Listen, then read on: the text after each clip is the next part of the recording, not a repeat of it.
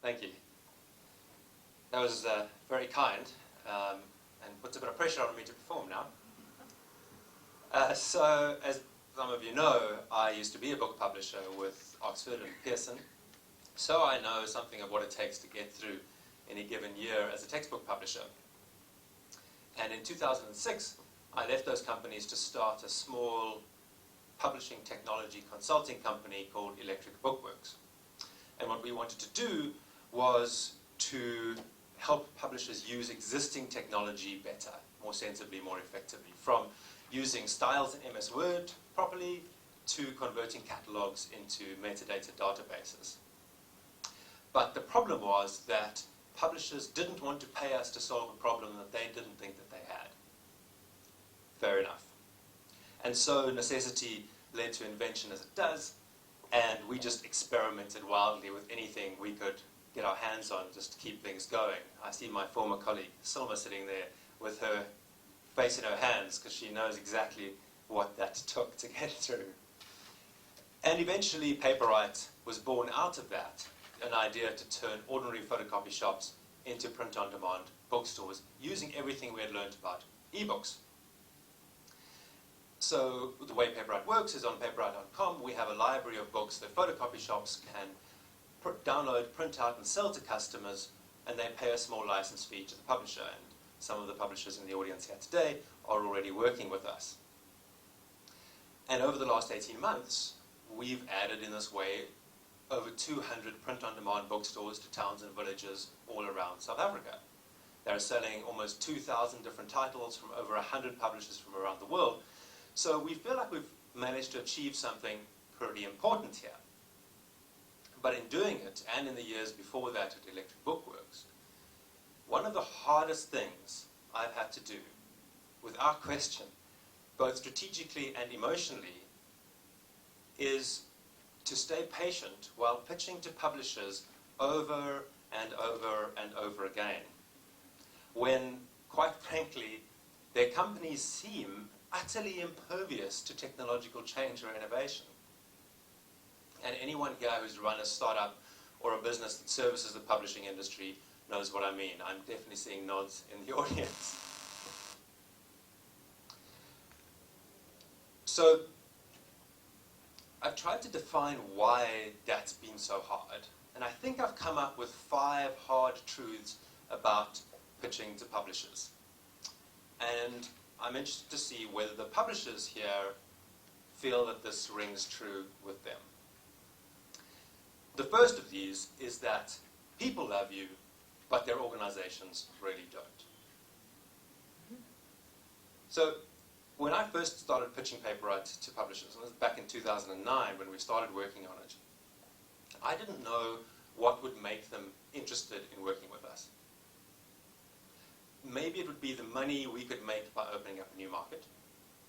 Maybe it would be the environmental appeal of not having to ship books to and fro in trucks and ships. And perhaps it would be the social impact of making books accessible to people in poor and remote areas. As it happens, I don't remember a single publisher who was excited by the idea of making more money. When people buy a product or buy into an idea, they're making an emotional decision. The logic is just the way that they justify that emotional decision to themselves after the fact. And emotionally, publishers just don't respond to the promise of more cash. Well, they'll say that they do, if you ask them, but actually that's because they're expected to be financially prudent, but really, as far as I can tell, money just leaves them cold. Some publishers responded very well to the environmental angle, but not enough to get them really fired up. Interestingly, European publishers were more interested in the environmental angle than South African publishers, and I think that's because the pressures on South African publishers socially are a bit different. And I was happy to discover that in the end, social impact really is what gets publishing people excited. In almost every meeting I've ever pitched in, the person across the table's eyes light up when we talk about the possibility of putting every book within walking distance of every home. But after I leave the meeting and and the glow of our collective excitement has worn off, they have to actually get a decision through their organization. And all the emotion we whipped up in the meeting melts away. And all that's left is a cold, hard day of noise and to-dos. And the embers that remain are no match for the anxiety that my poor contact faces trying to get a decision through their organization and the general covering of asses. The point is that convincing a person is very different to convincing an organization. And the only way through is either to find one untiring champion in the organization who will carry the flag for you, which is very rare and very special, or to just keep pitching until eventually you create enough of a spark to survive the organization's decision-making process. The second thing we've found is that the right person to speak to is rarely the right person to speak to. One of the main reasons that pitches from startups go nowhere is that they're not speaking to the right person. And this is a very common problem for startups because, especially if you're doing something really innovative, there is no person for the thing you're trying to do. At Paperight, when we pitch, we get bounced around from the sales manager to the digital manager to the rights and licensing manager to the editor to the studio head, and no one seems to feel that they have the authority to do this new thing. And it's even worse when you're offering a product that crosses borders, because the local office wants you to check out what the international office thinks. And the international office says, just work it out with the local guys. And you get bounced around in this grand international game of pinball. We've actually spent months moving between local and international offices until eventually someone decides that it's time to make something happen. And in the end, when it does resolve, it seems from our perspective to be less a case of figuring out who is responsible for making a decision and more just waiting for someone to think, let me just do this thing. Let's just get it done. And our job is to bounce around until that happens. The third thing, and we've touched on this in Malcolm's presentation earlier, is that most people don't speak XML. Most people don't have the kind of technical skills that a techie person in a startup might have developed over the years. Most of the services we sell as startups or as service providers to the industry involve something technical. But publishers don't understand our technical jargon. They have their own vocabulary for describing the way they work, what they need. For instance, you might pitch a web-based collaborative metadata editing tool that runs a highly optimized AJAX interface and maps to Onyx under the hood. Techies in the audience are getting a little excited now. That sounds amazing, but it means absolutely nothing to a publisher. You might as well be selling thermonuclear reactor parts. For me, the only way around this is to ask sensible questions in a meeting and to just listen very carefully until the person explains in their own terms what their problem is. At that point, you know how to explain how you can solve their problem. And that sounds so obvious, but it's one of the hardest things to learn, and it takes a lot of practice. Luckily, in a startup, when you're pitching for years, you get a lot of practice. This is an interesting one. Anchored numbers are sticky. So, here's a number, 55%. Publishers in the audience, some of you may recognize this number. 55% is the gross margin that most publishers require to go ahead with a new book project. In many companies, this is a sacred number, or a number very close to this. And the rule is, don't even pitch a book to us that doesn't hit this number. When I was a commissioning editor, that was the rule. If you took a book to the board, you're going to have to hit the 55% number. Fair enough, sacred numbers are very useful if you want people to produce the same kind of product over and over again to sustain an established business that must meet its current market's needs. But when you want to innovate, especially if you want to do things very differently, sacred numbers are print runs. You'll send your quote off to the printer for those numbers. These are common print runs. Another number is set of numbers is 5,000, 10,000, the numbers that most publishers use to define a bestseller in local trade publishing. Now, in management terms, these kinds of numbers can be called company values. As Clayton Christensen and Michael Overdorf describe them, company values are the standards by which employees set priorities that enable them to judge whether an order is attractive or unattractive, whether a customer is more important or less important. And for us here, 55% allows employees to consider a project worthwhile or not worthwhile. And if you string a bunch of these values together, you get company culture. This is different from what you and I might mean casually when we're talking about company culture and values, but it's actually closely related. Because when the ways that a company's staff can move are circumscribed by specific numbers, they define how the company thinks. And these numbers and the extent to which they are followed and enforced, therefore, determine the company's culture. In psychology, these numbers, these sacred numbers, can be called anchors. When a number becomes an anchor, we use it to evaluate other numbers by comparison. For instance, we might think that a Coke costs 10 Rand, thereabouts. So if I come to you and I try to sell you a Coke for 100 Rand, you're going to think that's really weird. Likewise, if I try to sell it to you for 10 cents, because 10 Rand is your anchor for the value of Coke, or the price of Coke. Even though none of these prices, 10 Rand, 10 cents, or 100 Rand, may actually bear any relation to the real calculated price or value of a Coke. What matters is the anchor. In the case of a 55% margin or a standard print run, publishers, when I'm pitching to them, will compare any number to their anchors. So if I pitch a project that will make 1 million sales at a 10% gross margin, they find it very difficult to fit that in to their company culture, and then they'll have trouble believing it. Now here's the problem. Every innovative publishing service or startup is trying to offer publishers a new set of numbers.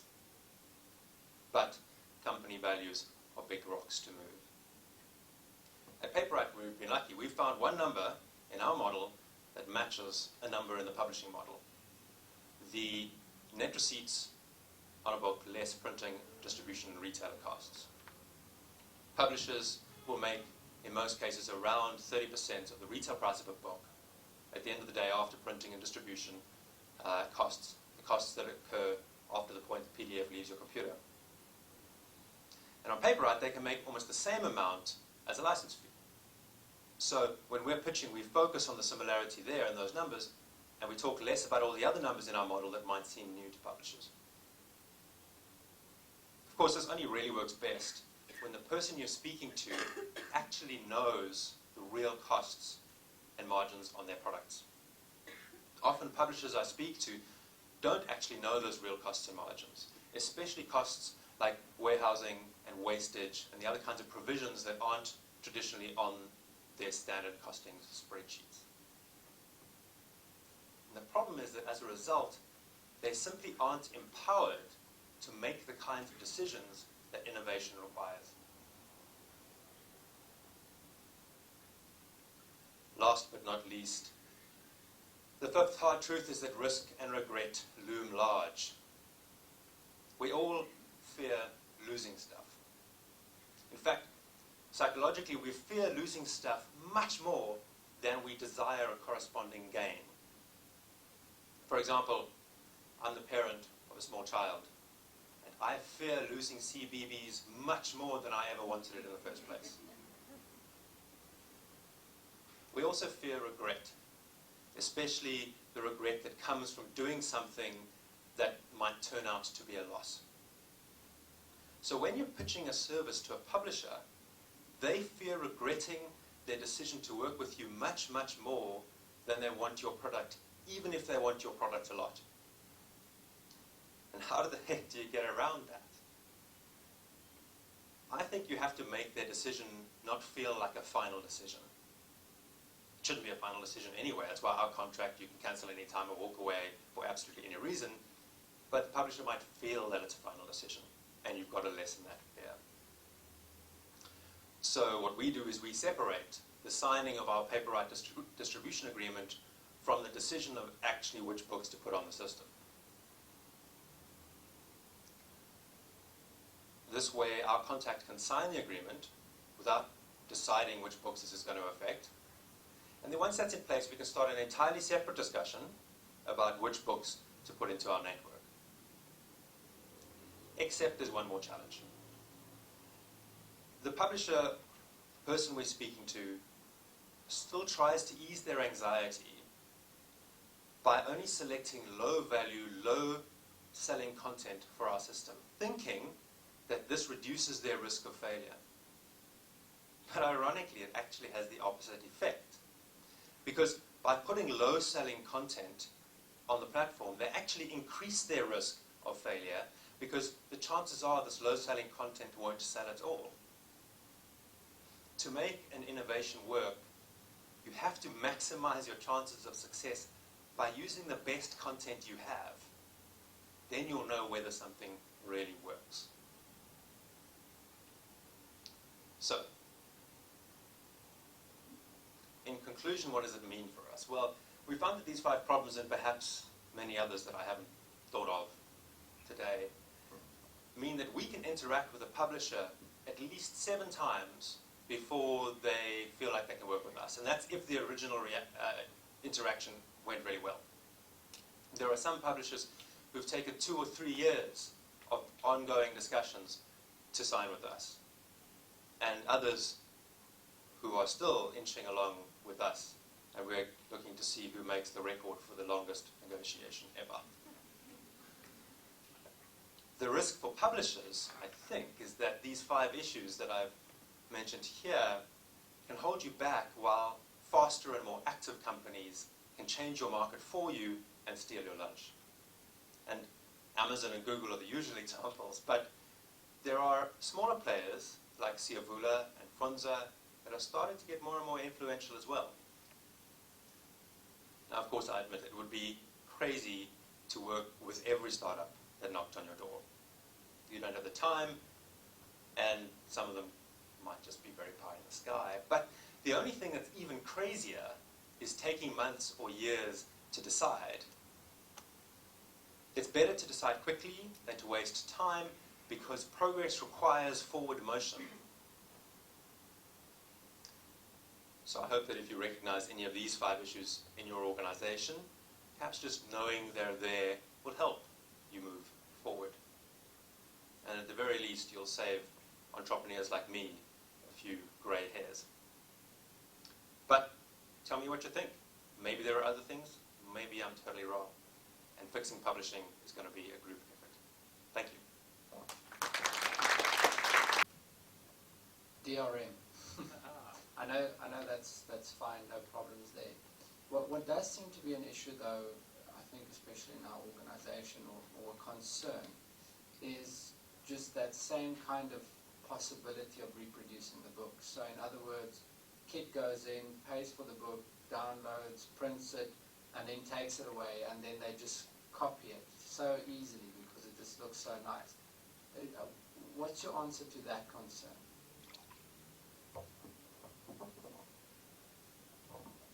Great question, and as you can imagine, you're not the first to ask me, so I have my answer ready. When I started working on Paperight, it was late 2008, so it's been a while.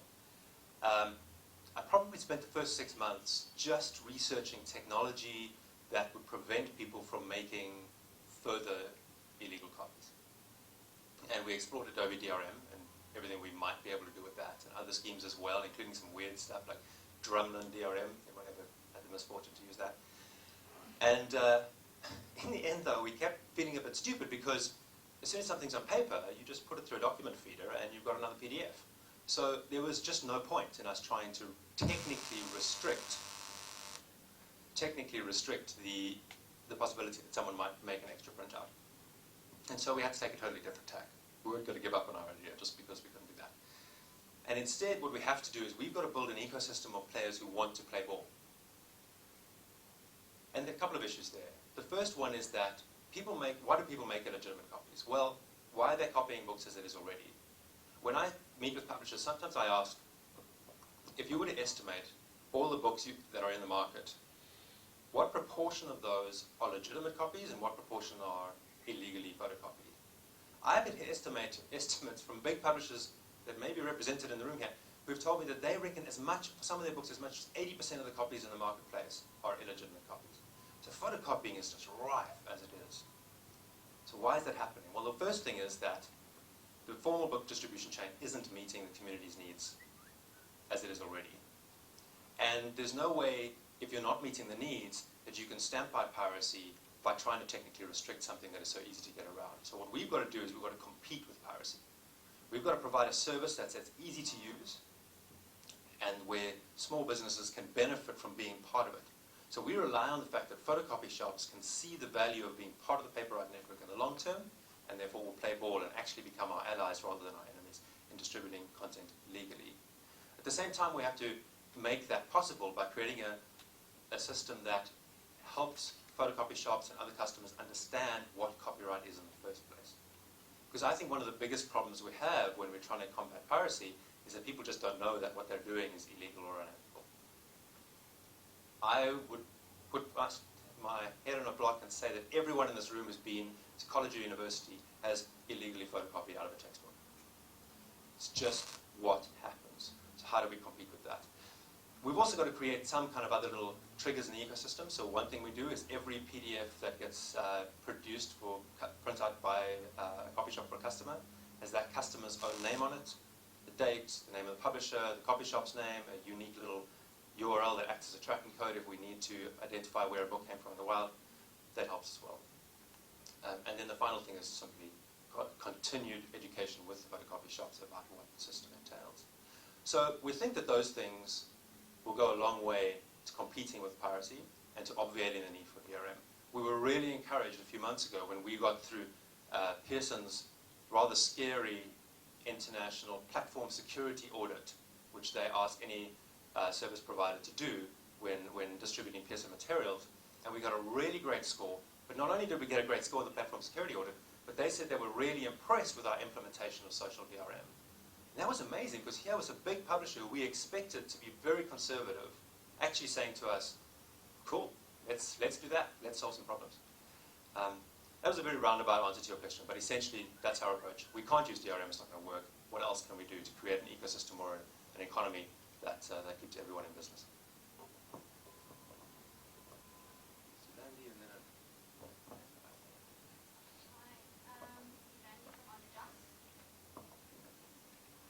Arthur, just to touch on what Malcolm's actually asking you as well.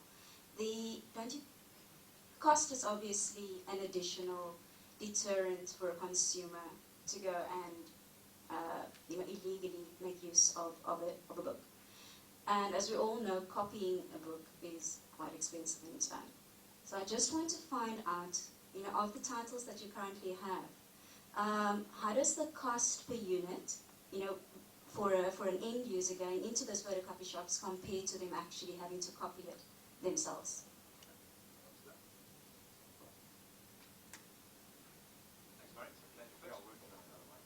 Okay, cool, that's fine. So what's interesting is that why do students photocopy textbooks? They photocopy them because it's actually cheaper to photocopy a textbook than to buy your own copy. And that's the surprising thing about the economics of photocopying, is that actually, on average across our catalog, it's 20% cheaper to buy a Paperight edition than to go buy the original edition. So that's the first thing. But actually much more important than that, that's assuming the customer's already in the store, in the bookstore, or they're standing outside bookstore, photocopy shop, and they're choosing between the two. To get to that point, they've had to spend money. So if you are a student, and let's say you live in Guguletu, and you want to buy a book from Van Skyke or from Juta, let's say it's Juta, you've got to travel all the way, you've got to go to Paro now, because Claremont isn't there anymore, sadly. And you're going to spend money on a taxi. Plus you might get there and might be out of stock, and you've got to order and wait 2 weeks. Or you might be able to go online, but then you don't have a credit card to order the book and wait. So there are a whole lot of other costs around acquiring a book that are important to people. What was mattered to us is that we could turn just their local photocopy shop, which might be around the corner, a copier at the back of a hair salon, into a bookstore, no stock problems. And the total cost to the consumer is dramatically lower than the traditional edition of the book. Plus, they don't have to print the whole book out.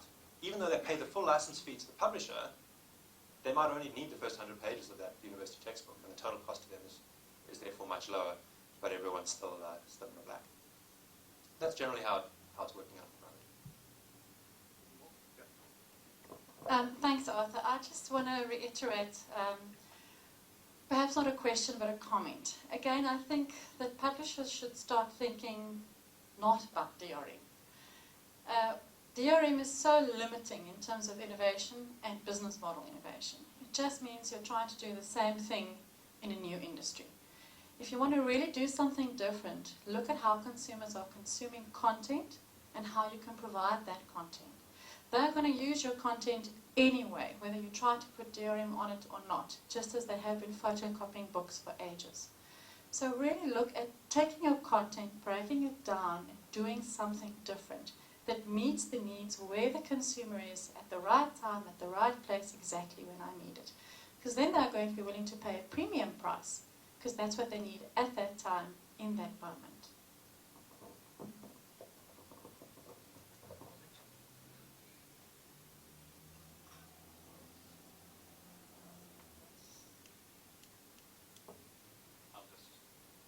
Just a quick comment to that, because I think we're going to go to tea, which is a much more important thing than any of the talks today.